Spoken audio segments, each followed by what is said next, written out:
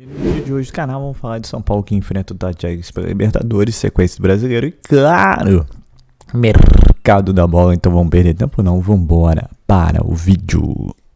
Sustentar o controle do jogo. O São Paulo foi totalmente infeliz, fracassou brutalmente nisso, não conseguiu em momento nenhum da partida assumir a rédea, o comando do jogo. O Mirassol, em muitos momentos, colocou os jogadores do São Paulo na roda. Visivelmente, os caras sabiam o que estavam fazendo, bem treinados. Parabéns aí ao técnico do Mirassol, a gente tem que admitir isso. E mostrou o quanto o São Paulo é vulnerável, o quanto o São Paulo é frágil na sua formatação. Fica, de alguma forma, até um sentimento de não é possível que o São Paulo foi uma presa tão fácil, jogando dentro de casa, com 30 mil pessoas, que nem foi um público tão expressivo. O São Paulo ainda tem jogo na terça-feira, depois da Libertadores de novo. E o que me parece, no final das contas, e o sentimento que me dá, é que a gente não estava preparado para, tecnicamente falando assim, a gente não foi treinado exatamente para poder conseguir enfrentar a equipe do Mirassol, a gente não sabia muito bem o que estava fazendo em campo. Talvez as informações, a forma como o São Paulo pensou o jogo para jogar contra o Mirassol, a gente imaginou que o Mirassol fosse recuar de mais linhas e o Mirassol avançou a linha, o Mirassol não se prostrou e não se colocou covardemente atrás. O Mirassol não esperou o São Paulo. E isso incomodou muito, porque eles avançaram demais. O São Paulo teve uma restrição, teve uma limitação grande no meio de campo. O São Paulo sentiu falta do Marcos Antônio, que dava uma dinâmica com mobilidade. O Pablo Maia está visivelmente fora de ritmo de jogo, se esforçou muito, mas nem de perto é aquele Pablo Maia que a gente está acostumado e que a gente quer ter no time, que a gente sonha em voltar a ter. Então, assim, foi uma situação muito difícil. Eu juro para vocês, tá? A vontade que eu tinha era nem fazer o vídeo hoje para não gerar um. Porque eu não gosto de ficar passando só sentimentos negativos, mas eu também não vou vir aqui e fazer um personagem. Não vou ficar vindo aqui fazendo uma coisa diferente, fake. Acho que a gente, como São Paulino, a gente tem que trocar ideia mesmo, tem que conversar e tem que dar uma desabafada, mas dentro de limites. Limites de respeito, limites de inteligência e tentar entender o que aconteceu e o que está acontecendo. Então, como eu falei para vocês, primeiro ponto para mim, a gente já saiu perdendo por conta de não ter o Zubeldia no banco. Acho que ficou explícito e a gente não vai ter o Zubeldia de novo contra o Bahia, porque ele está suspenso 2 jogos. Ficou explícito para o Zubeldia e acho que tem que, se ele não adotar isso por si próprio, tem que rolar uma conversa com a diretoria e falar, No Morumbi, saindo aqui, torcida revoltada, São Paulo 0, Mirassol 2. Até o empate era ruim, veio derrota. São Paulo, um jogo muito ruim em todos os aspectos. Uma demonstração de desgaste físico impressionante, muito cansado. E também sem muitas opções, né? O Oscar, que seria o principal jogador do time, saiu no intervalo. No segundo tempo, o que era empate, virou derrota. Falha do Rafael no primeiro gol. Aí o São Paulo não conseguiu nem equilibrar o jogo. Várias substituições com os garotos entrando, mas com um time totalmente desconjuntado. O São Paulo perde e volta a flertar com o perigo da zona de rebaixamento. A grande questão nesse ano é conciliar Copas, São Paulo classificado na Copa do Brasil, classificado na Libertadores, com um brasileiro sem elenco. É um elenco curto para 3 frentes e ainda muito cansado, né? São Paulo ainda tem 2 jogos no Brasileiro antes da parada, Bahia e Vasco, para pontuar e ir para a parada com um mínimo de folga em relação à zona de rebaixamento.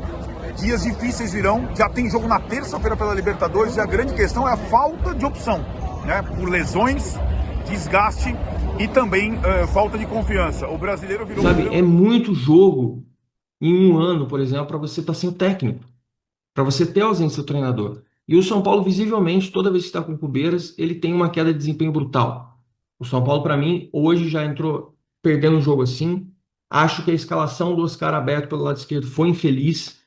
Eu acho que hoje não era jogo para você entrar contra um time que privilegia muito o meio de campo, com o Luciano ali apontado, com o André Silva fazendo tudo isso. O São Paulo ficou uma presa muito fácil. O sistema de jogo posicional do São Paulo não funcionou. O São Paulo, com certeza, o Beldia, a equipe dele, pensaram no Mirassol recuado.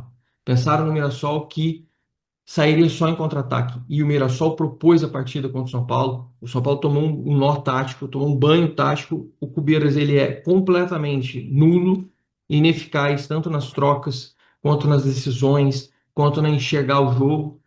Não que o Zubeldia ele fosse ser um mago, que a gente sabe que o Zubeldia também é muito conservador nas trocas, mas ele passa já de cara uma vibração, uma energia, um sentimento diferente para os jogadores, e a coisa tende a acontecer diferente. Então, já colocando, elencando os elencos, os pontos. Desculpa, eu também estou cansado, estou chateadíssimo. Assim, já de cara, já elenco para vocês estes pontos como aspectos extremamente negativos e como um dos pontos que já fez o São Paulo começar derrotado nessa partida.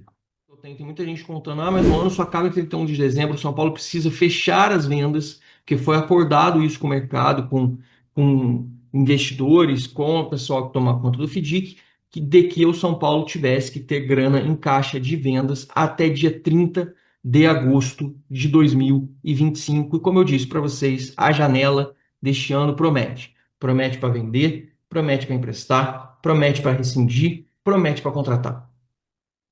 E a gente precisa contratar. E aí fica a pergunta, mas aqui, como contrataremos sem dinheiro? A primeira coisa é, já que você não vai achar a peça em Cotia, e eu acho que tem peças que poderiam ser mais utilizadas também, acho que muitas vezes a gente se coloca numa situação desconfortável, como o próprio Cubeiras e o Zubeldia, por teimosias. Performance do Max Cubeiras, o auxiliar, o Zubeldia faz muita falta no banco, e cada vez que ele está suspenso, ele coloca o time na roça, né? E o Marcos Cubeira só tem uma vitória no comando técnico do São Paulo contra o Bahia no primeiro jogo, lá no ano passado, no Morumbi. E agora soma a quarta derrota, né? São, no total, 9 jogos no comando interino do time, pelas suspensões do Zubeldia, só uma vitória, agora mais uma derrota. São as duas. São Paulo perdeu 2 jogos no Morumbi esse ano, onde está tendo muita dificuldade. Os 2 com o Max Cubeiras no banco, os 2 por conta da suspensão do Zubeldia. Para a Ponte Preta e para o Mirassol, né? 2 times de São Paulo. E isso, da minha parte, é não passar pano para o Zubeldia, porque não dá. Ou, cara, o cara está um ano aqui. Ou ele muda e para de ser expulso, seja porque invade campo para comemorar, não interessa por quê. O cara já tem um ano aqui, ele já sabe como são as coisas. Já sabe como é o negócio. Então, chega, né? Chega de ser expulso, que atrapalha o time. Tem atrapalhado. Vamos lá. Vamos começar a responder a galera. E aí, o São Paulo, como vocês sabem, a gente vem falando sempre, está na busca de um centroavante e de mais um meio-campista para poder seguir em frente.